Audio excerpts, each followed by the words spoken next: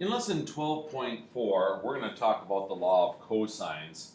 And on this particular slide here, what they're doing is they're showing a diagram of some possibilities. And on the far left, you see a right triangle that has the Pythagorean theorem underneath it. C squared equals a squared plus b squared, that you see right here. But when you have an acute triangle, what you find out is that in the acute triangle, the c squared is less than a squared plus b squared. And in an obtuse triangle, the c squared is greater than a squared plus b squared. Now, when they take all these things into consideration, and the very important trig identity, Pythagorean identity, sine squared plus cosine squared equals 1, which you'll learn a lot more about in pre-calculus, what you find out is that later on, something comes out of the ambiguity depending on which kind of triangle we have. So if the legs of the right triangle are brought closer and closer together so that the right angle becomes an acute angle, we get the c squared less than a squared plus b squared. But if we do the reverse, then we get that it's greater than. And there's something extra that shows up because of the less than and greater than. And so in one case scenario, if you're looking at the acute triangle, for example, then what's happening is you would have to, in an acute triangle, then you have to be subtracting off something.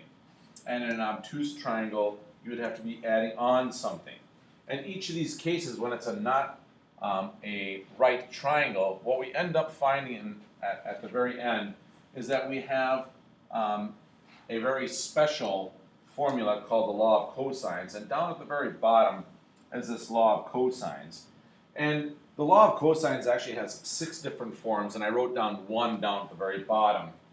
And I'll show you what I'm talking about with these letters in the context of the problem. But what I want you to know, probably the most important thing, is the very first thing that you should ever look for when you're doing the law of cosines is the angle that you're going to be talking about. So this is the angle that I've arrowed to in light blue. And what I want you to know is that on the other side of the equation, you see a letter that is the side opposite to that angle. And that's kind of important.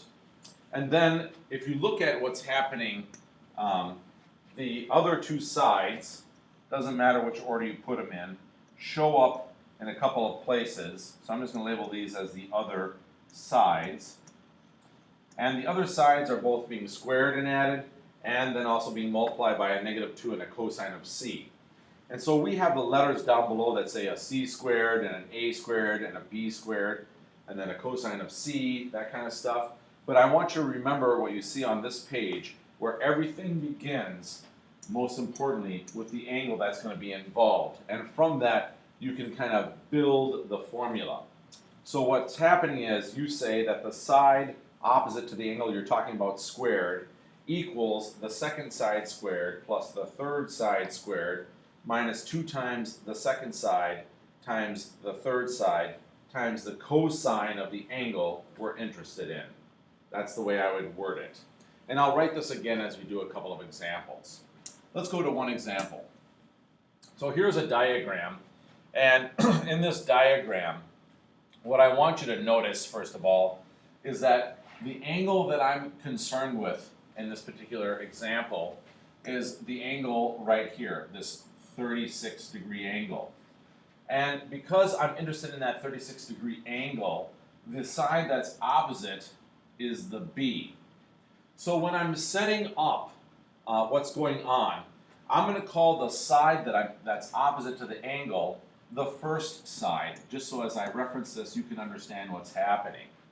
And then it doesn't matter which other ones I call second and third side, but I'm going to kind of write the formula down in a way that might make a little more sense as a general rule. So always look for the angle you're talking about first, and then look to its opposite side. That's going to be called the first side. I'm just going to go clockwise around, so I'm going to call this one the second side, the 45 centimeter one, and then I'm going to call the 52 the third side. And as I write down the formula based on the diagram that we see right here, what I would have written down is that b squared, not c squared, but b squared equals a squared plus c squared minus 2 times a times c times the cosine of angle b. Now when I put that into the words that I've been talking about in the red, here's what it would look like.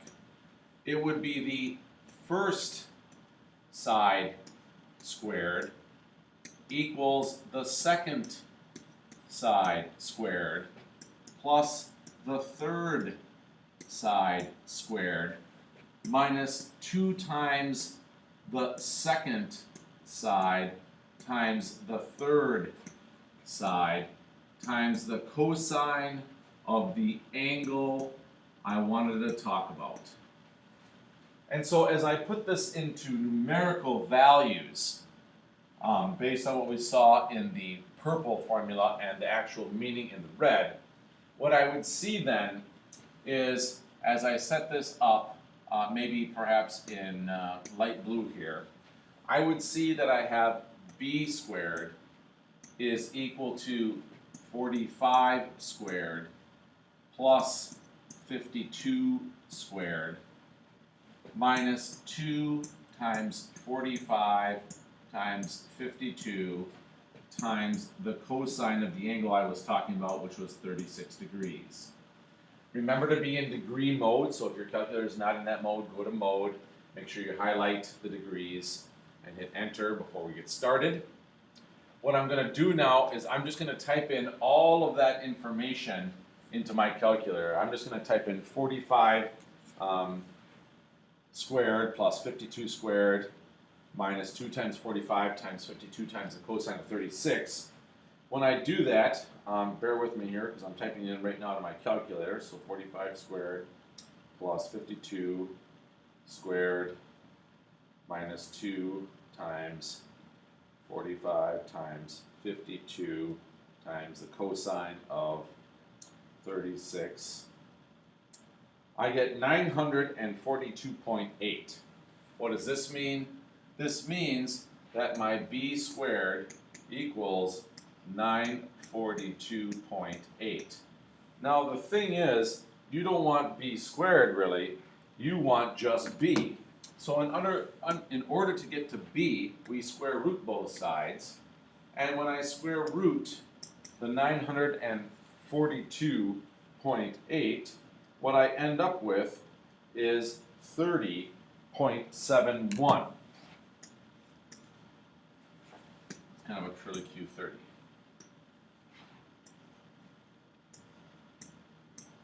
And that's in centimeters, of course. So this process, the law of cosines, really says, check out your angle that you're involved with first.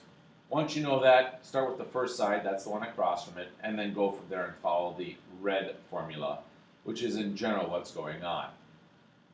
Let's try one. In this particular example, we found a side. In the next one, let's find an angle. So in my next slide, I see that I have 3 sides here. And let's just say that I'm going to be looking for the angle called C. So I see my angle called C. That's the one I want to find in this particular example. That means that my 250 is my first side, because it's the one that's across from the angle I'm interested in. Then I'm going to go around again clockwise. I'm going to make 2 1/4 my second side and 175 my third side. So as I write down this formula, what I know from this formula is that I would be writing down 250 squared, which is the first side, equals the second side squared, so 2 1/4 squared, plus the third side squared, 175, minus 2 times the second side times the third side times the cosine of the angle that I'm talking about, which we call C. Now what you'll notice in this particular example is that we're looking for an angle. So if you remember from our earlier stuff with trigonometry in the first part of chapter 12, that means at some point in time I have to use the second button. So let's simplify a few things here. Let's multiply out a few things. I'm going to take the 250 and square it. When I do that, I end up with 62,500. When I take the 2 1/4 and I square it, I get 50,625. When I take the 175 and square it, I get 30,625. And then when I multiply the 2 times the 225 times the 175, I get 78,750. And don't forget that's being multiplied by the cosine of angle C.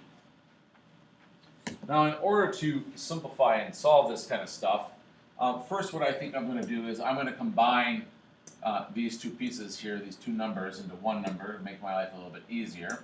So let's say I put those two together, and maybe I'll just write that off to the left here. I'm still going to have my 62,500, and that's going to be equal to the 50,625 plus 30,625 for a grand total of 81,250. And I'm still subtracting off the 78,750 times the cosine of angle C. Now, in order to get to my answer, I will, of course, have to subtract off the 81,250 from both sides.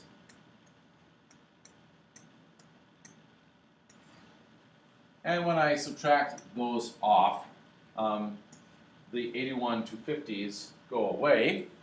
So I take the 62,500 minus 81,250, and I get negative 18,750. And this is equal to negative 78,750 cosine of angle C. And then to find the cosine itself, I'm going to have to divide both sides by that negative 78,000. So I divide both sides by negative 78,750. And the reason I'm doing that is because I want my cosine to be by itself.